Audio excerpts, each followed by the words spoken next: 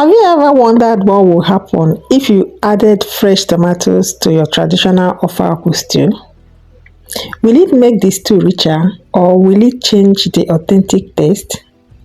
Today, I'm making Ofe Akwu stew with tomatoes, and by the end of this video, I will let you know if it's worth trying or if the traditional recipe is still the best.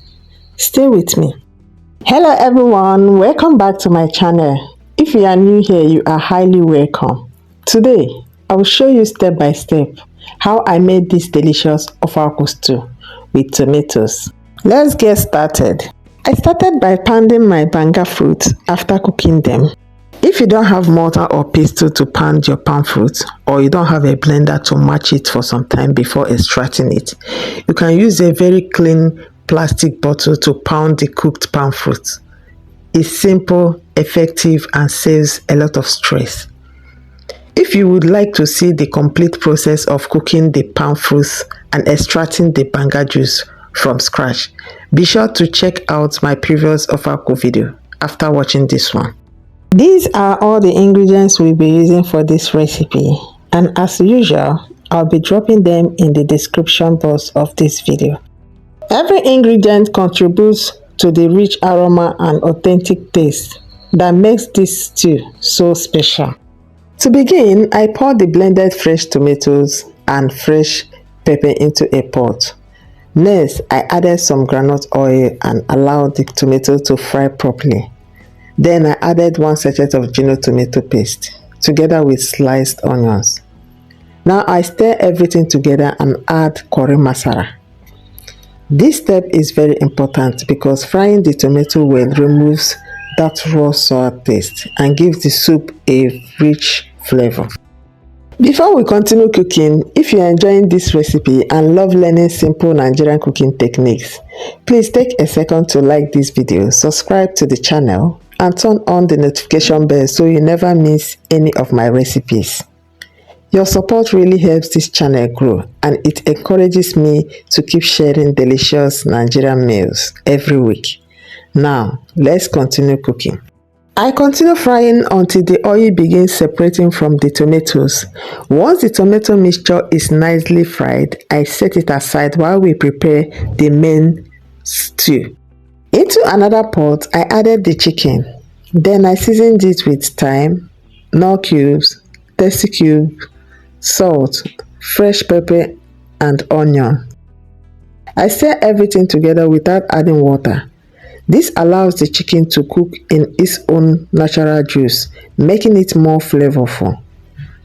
After some minutes, enough stock has formed. At this point, I added just a little water because I don't want the chicken to become too soft. I prefer it slightly firm so it still has a nice bite after cooking inside the stew.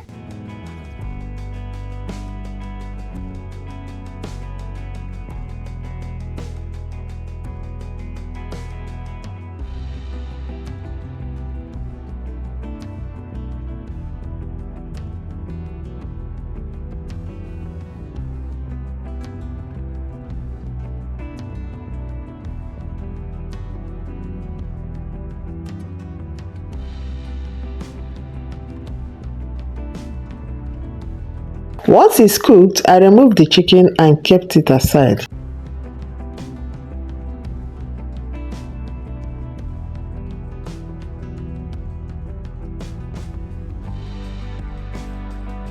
Now it's time for the star of today's recipe. I poured the fresh banga extract into the cooking pot. Next, I added the stockfish head. Then I added my banga spices. I stir everything very well and allow it to cook until some of the water reduced. This helps the stew become richer, thicker, and more concentrated in flavor. As the soup boils, you can already smell the beautiful aroma from the palm fruit and spices. Once the stew reaches the consistency I wanted, I added the catfish. Then I seasoned it again with Knorr cubes, tasty cubes, and a little more sauce after tasting.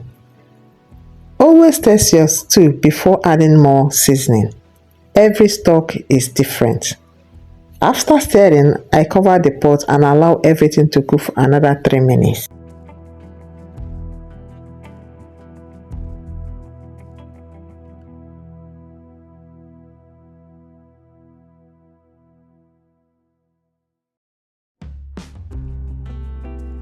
Now I added my Ogiri Okpei, which I dissolved in a little water. Ogiri Okpei gives Ofe Akwu its unique traditional aroma.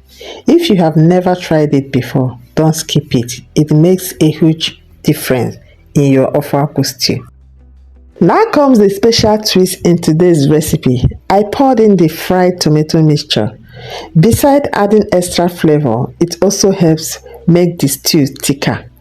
Then I added my crayfish. Finally, I returned the cooked chicken back into the pot. Everything is stirred together gently.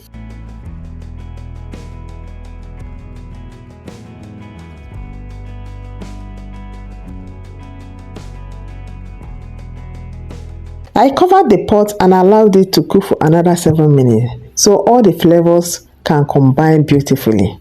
After 7 minutes, I added the chopped scent leaf. I cooked them for about 1 minute. Then I added the ugu leaves. Another 1 minute is enough because overcooking vegetables reduce their freshness and beautiful green color.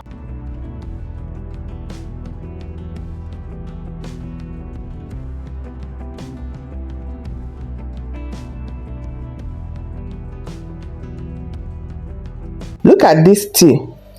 The palm oil is shining beautifully on top, and the aroma filling the kitchen is absolutely amazing.